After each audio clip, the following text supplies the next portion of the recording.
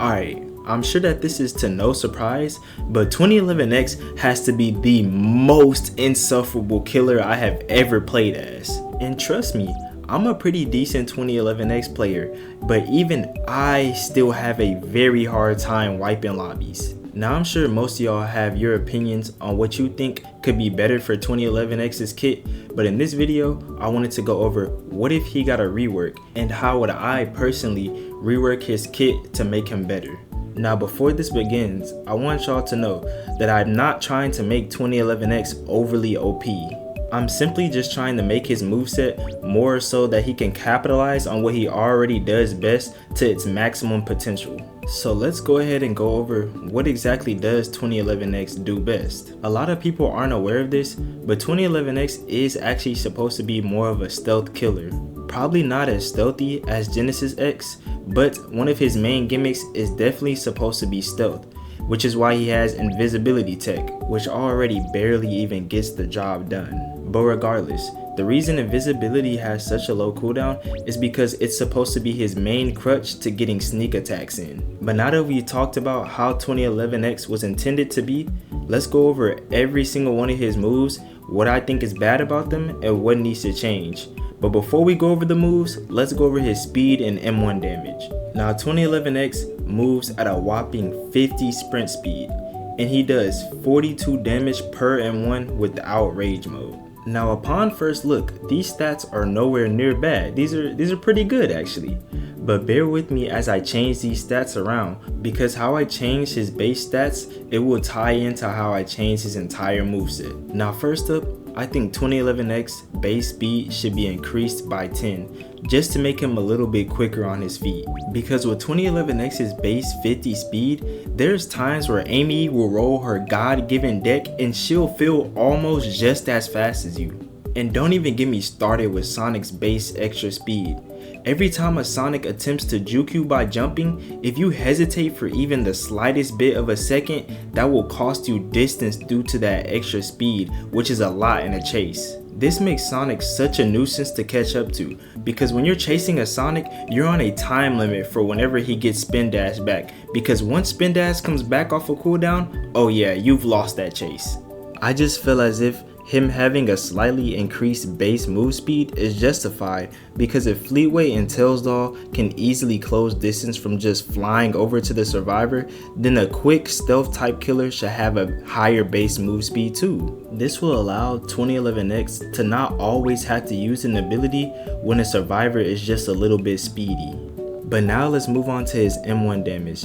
Due to his base move speed being increased, I feel as if his M1 damage should go down from 42 to 30 to 35. I mean, to be honest, Colossus does 50 damage per M1, and 2011X current M1 is 42. That's only 8 damage away. For a speedy stealth type killer, I don't think he should be doing that much M1. I mean, of course, right now it makes sense, but after taking into account my changes, I think his M1 damage should go down. Alright, now moving on to his first ability, we have Invisibility. Now Invisibility is a double-edged sword, because if you don't know the correct amount of distance to be to avoid the end lag, then the move becomes almost useless, only being good to locate survivors.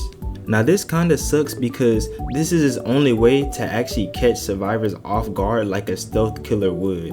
Now correct me in the comments if you disagree, but I feel like the only way Invisibility could actually be a useful stealth tool without dive bomb abusing would be for, instead of giving end lag, it has a sound cue that they have to listen to know if the EXE is close or not.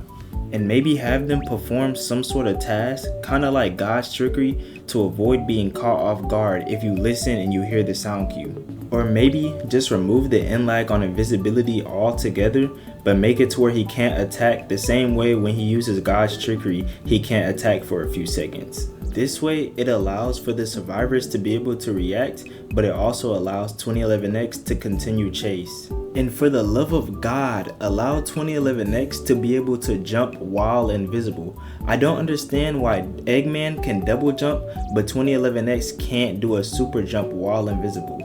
Instead, you have to rely on coming out of invisibility and using super jump tech, which can be interrupted by end lag if somebody is close by. I don't understand why 2011X has such nerfed mobility when Fleetway and Tailsdoll can literally just fly and Colossus can climb, but we draw the line at allowing 2011X to simply be able to jump while invisible?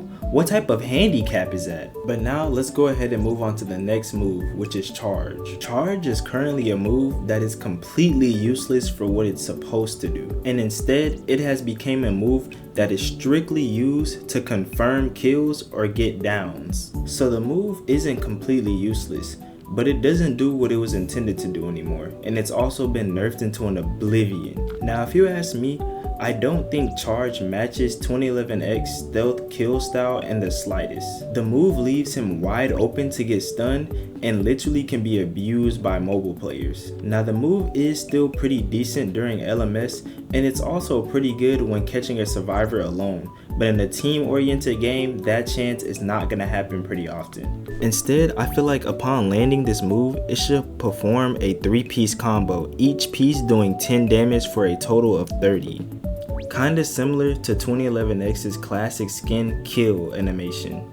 This move would still be able to be cancelled, but the animation of doing the 3-piece combo would be pretty fast, so it would make the team have to react really fast to cancel it. This makes the move a lot more worth it to land and gives 2011X a little bit of crowd control while also being used as an execution to down survivors still. And if you land all 3 hits, I feel like it should ragdoll the survivor and the executioner shouldn't get in lag, allowing you to M1 them after, since your M1s only do 30 damage after all.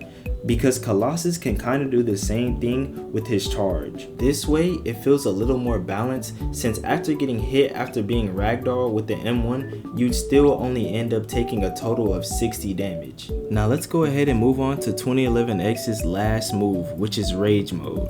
Now I'm sure we all know and hate Rage Mode.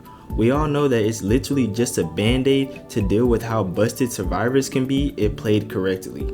Now we're gonna go ahead and remove that from his kit, and we're gonna replace it with either an indicator or an ability to break out of stuns. Now you could argue that if you added the indicator, then he shouldn't be able to find people with invisibility, and to that I say I'd be okay with that, because his new revamped invisibility would already be strong enough on its own. But if you wanted to go the stun breaker route, I feel like it should work very similar to Fleetway's stun breaker, but instead it should just be more of a get off me move instead of dealing damage. This way 2011X won't have to eat all of Metal Sonic's stuns for breakfast as part of his quote unquote strategy to win. And to be real, 2011X would be so much more fun to play if you didn't have to eat stuns in order to get Rage Mode. If you could dodge as much stuns as you wanted as 2011X, he'd be so much more bearable and fun to play. Okay, this is Editing King here.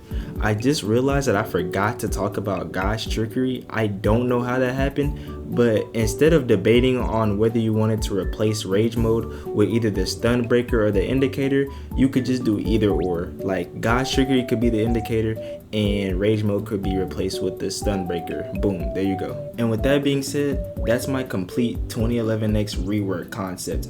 I kinda turned them into a low damage, high speed combo type, and I feel like that would be really fun to play. But put down in the comments if y'all disagree, and with that being said, I'll see y'all in the next one.